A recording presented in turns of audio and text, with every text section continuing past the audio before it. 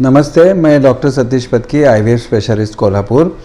तो आज मैं एक इंटरेस्टिंग केस ऐसी शेयर करने वाला हूँ जिसमें पीआरपी यानी कि platelet rich plasma for endometrial rejuvenation, ये टेक्नोलॉजी का हमने इस्तेमाल करके कैसे सक्सेस पाया। तो ये केस ऐसी थी जिसमें 3 बार आईवीएफ प्रोसीजर उसकी हुई थी लेकिन सक्सेस नहीं हुआ था, और जब हमने उसकी ट्रीटमेंट चालू कर दी तो हर बार ये ऐसा होता कि जब गर्भ ट्रांसफ़र करने का समय आता तब उसका जो थैली का आवरण जो है उसको बोलते हैं एंडोमेट्रियम लाइनिंग, वो लाइनिंग हमेशा थिन ही रहता। तो ऐसे थिन लाइनिंग में हमने समझो एम्ब्रियो ट्रांसफ़र कर दिए तो सक्सेस कभी भी नहीं आता, क्योंकि ये जो सक्सेस है उसका कंसेप्ट है, उसको बोलते हैं सीड एंड सॉइल कंसेप्ट। यानी कि जब हम बीज एक्चुअली सॉइल में ये करते तो सो करते तो उसके बाद वो पौधा आ जाता है। उसके लिए सीड भी अच्छा होनी चाहिए और सॉइल भी अच्छा होना चाहिए। Same concept is here in IVF. इसका मतलब गर्भ भी अच्छा होना चाहिए और मदर की साइड यानी कि यूट्रस भी रिसेप्टिव, एंडोमेट्रियम भी रिसेप्टिव अच्छा होना चाहिए। ये जो रिसेप्टिविटी रहती है ये एंडोमेट्रियम की थिकनेस के ऊपर रहती है।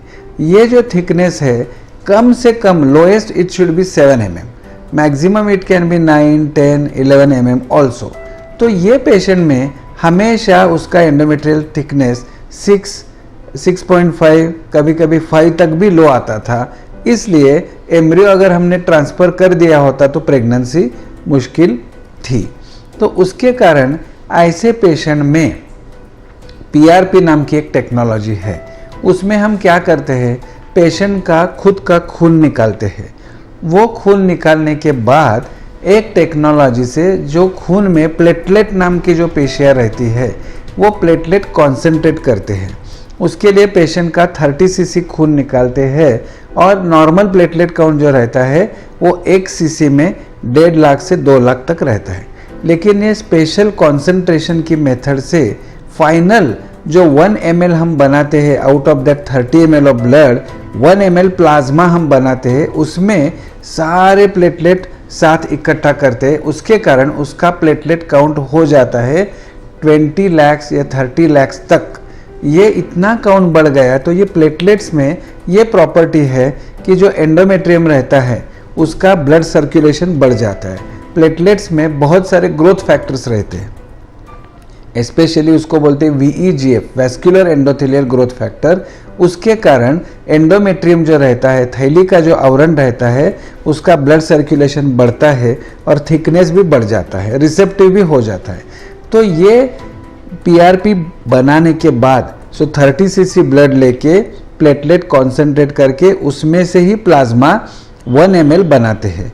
उसमें फिर एंजियोजेनिक इंजेक्शंस ऐड करते हैं और फिर वो इंजेक्शन थैली में देना कैसे, तो उसके लिए स्पेशल हिस्ट्रोस्कोपी का हम इस्तेमाल करते हैं। हिस्ट्रोस्कोपी टेक्नोलॉजी यूज़ करके स्पेशल निडल से, लॉन्ग निडल से वो जो पीआरपी प्रिपरेशन जो बनाया है वो थैली में हम मल्टीपल साइड पे इंजेक्ट करते हैं। उसके बाद 1 महीना छोड़ के हम एम्ब्रियो ट्रांसफ़र की प्रोसीजर करते हैं। तो ये केस में हमने ऐसा ही किया, और जिसमें रिपीटेड इम्प्लांटेशन फेल्योर था और एंडोमेट्रियम थिकनेस कम था, ये पेशेंट में ये पीआरपी करने के बाद थिकनेस भी बढ़ गया और ट्रांसफ़र करने के बाद प्रेगनेंसी भी हो गई। उसने एक हेल्दी बच्चे को जन्म भी दे दिया। इससे हम क्या सीखते हैं कि जो केस में एंडोमेट्रियम थिकनेस कम रहता है, ऐसे पेशेंट में आईवीएफ टेक्नोलॉजी का जो इम्पॉर्टेंट पार्ट जो है एम्ब्रियो ट्रांसफ़र, वो हम नहीं कर सकते।